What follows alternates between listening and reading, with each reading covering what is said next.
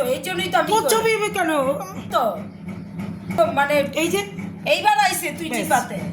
নমস্কার বন্ধুরা, আমি কল্পনা প্রতিদিনের মতো চলে এসেছি দেখো আরেকটি ব্লগ নিয়ে। বিধ্বস্ত অবস্থা গরমে, কবে থেকে বৃষ্টি হচ্ছে না, গরম মানে বিভৎস গরম। রান্নাঘরে রান্না করতে পারছি না, এত শরীর খারাপ লাগছে, কথায় কথায় না মাথার মধ্যে অন্ধকার লাগছে, মানে চোখ মুখে অন্ধকার হয়ে যাচ্ছে কথায় কথায়, মানে একটু কাজ করতে গেলেই মানে কি চোখে মুখে অন্ধকার দেখছি, এত গরমে পেরে উঠছি না গরমে। তার মধ্যেও দেখো অল্প কিছু রান্না করেছি। আজকে শুক্রবার, আমাদের নিরামিষ। সন্তোষীমা, হ্যাঁ, জয় সন্তোষীমা। একে কি রান্না করেছি, এখানে করে নিয়েছি গরম গরম ভাত, সাদা ভাত। এখানে আমি করে নিয়েছি গরম গরম সাদা ভাত। আর এখানে করেছি মুগের ডাল লাউ দিয়ে, কাঁচা মুগ ডাল লাউ দিয়ে, জিরে, সাদা জিরে আর কাঁচা লঙ্কা, শুকনো লঙ্কা ফোড়ন দিয়েছি, সাদা জিরে শুকনো লঙ্কা ফোড়ন দিয়েছি আর কাঁচা লঙ্কা দিয়েছি, আর কিচ্ছু না।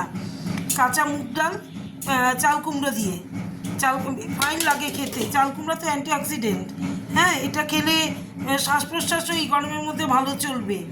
তারপরে দেখো এখানে করে নিয়েছি আলু ভাজা, কিউব করে কাটা। এটা আমার ছেলের পছন্দের খাবার এই আলু ভাজাটা, কিন্তু লম্বা আলু ভাজাটাও পছন্দ করে না, এই কিউব করে কাটা আলু ভাজাটাও খুব পছন্দের খাবার এটা। এই যে আলু ভাজা করে নিয়েছি।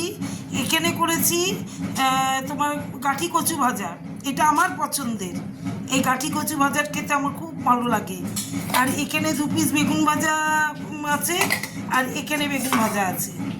দেখো এখানে বেগুন ভাজা আছে, ওই 2 পিস একটু পোড়া পোড়া হয়ে গেছে। এখানে এই দেখো বেগুন ভাজা। আর আমার আজকের মেনু কিচ্ছু না। তাহলে আজকে আমার মেনুগুলো হচ্ছে গরম গরম সাদা ভাত, এখানে চাল কুমড়ো দিয়ে, সাদা জিরে শুকনো লঙ্কা ফোড়ন দিয়ে, কাঁচা মুগ ডাল চাল কুমড়ো দিয়ে।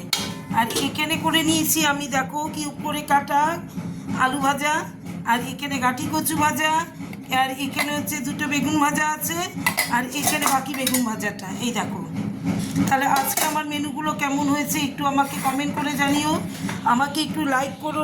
হ্যাঁ, তোমরা যদি সাপোর্ট করো কোনো ব্যাপারই না, তোমরা তো আমার বন্ধু, তোমরা সাপোর্ট করতেই পারো। তোমরা সাপোর্ট না করলে আমি তো উঠতে পারবো না কোনো দিনও। তোমরা মানে বন্ধু হিসাবে, অন্তত বন্ধু বন্ধুকেই সাপোর্ট করে, বন্ধু হিসাবে আমাকে সাপোর্ট করো, আমি খুব খুশি হব। হ্যাঁ, আর কি, তোমাদের তো খাওয়া দাওয়া নিশ্চয় হয়ে গেছে। আমাদের খাওয়া, এই তো রান্না দেখো, সন্তোষীমা পুজো করতে দেরি হয়। মা, আমি তো বরাবরই বলেছি যে মা অসুস্থ বলে আমাদের দেরি হয় কাজে।